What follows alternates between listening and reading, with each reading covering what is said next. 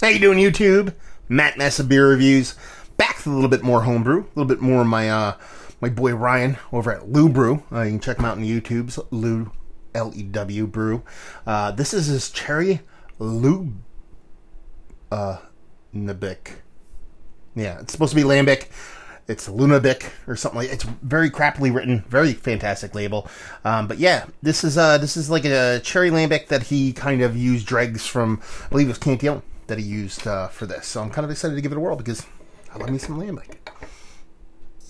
A little bit of a hiss, not a big hiss on that one. This is the third of the homebrew I'm trying from Ryan.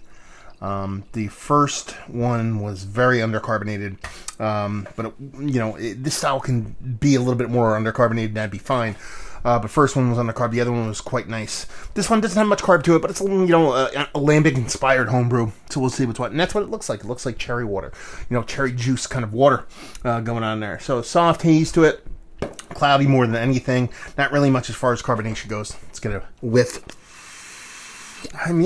She has that soft kind of eschewing a lot of that overt acidity that you don't get in a lot of like Sen Valley kind of lambics and stuff like that. More of a funky, a little bit of tart, not overly acidic, and that cherry is definitely coming through.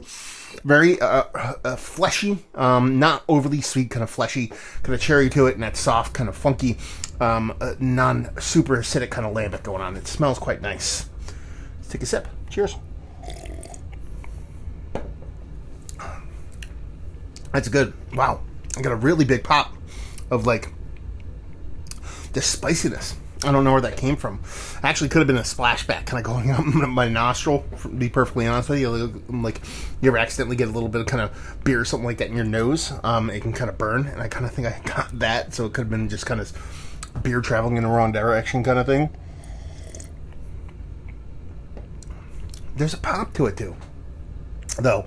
There is an acidity to it. It's not over the top, and there's also this kind of herbally spiciness to it, almost like a kind of a dry hopped, or I wouldn't say dry hopped, but English type hop added to this beer. Cherries come through really nice. Definitely a little bit sweeter than I thought it would be based off nose, but by no means sweet. Has a nice soft funkiness to it. There is a bit more acidity than I typically get from a Lambic, but it's not super sour, so it's not a sour beer. It's more of a funky wild beer. The only thing that it's missing is a bit of carbonation. That kind of is a bummer. Not that I want my Lambics to be overly carbonated. I think this one would do a little bit better with just a touch more carbonation, but that's probably my only knock on it. It tastes really nice. Well, it's rounded. At the same time, aggressive enough in the directions or areas it should be aggressive. I think it's fun. It's tasty.